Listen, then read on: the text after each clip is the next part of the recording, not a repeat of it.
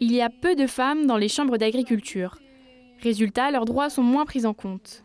Par exemple, leur durée de congé maternité est alignée sur celui du droit du travail que depuis 2008, et le droit au congé menstruel est encore loin d'être une évidence.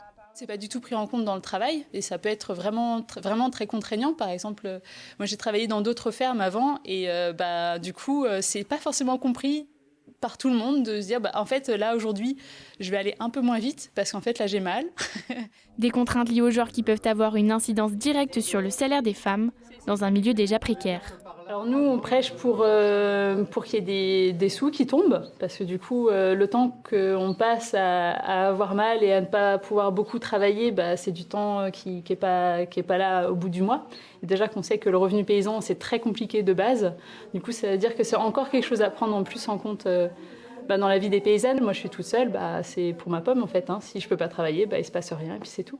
Un combat supplémentaire à mener pour les paysannes, elles qui peinent déjà à faire reconnaître leur travail auprès des hommes. Un de mes voisins, surtout, j'étais en contact avec lui au travers de la barrière, on se voyait souvent, tout ça, ça se passait très bien. Et le jour où mon compagnon a commencé à venir sur le terrain, il ne me regardait plus moi, il regardait mon compagnon, systématiquement. Et donc ça montre à quel point, pour lui, il avait besoin d'un homme en face pour pouvoir parler d'homme à homme, et il ne me parlait plus à moi, il parlait constamment à mon compagnon. Des paysannes souvent invisibilisées. Pourtant, cela progresse. En 2020, 26% des chefs d'exploitations agricoles sont des femmes, c'est 3 fois plus qu'il y a 50 ans.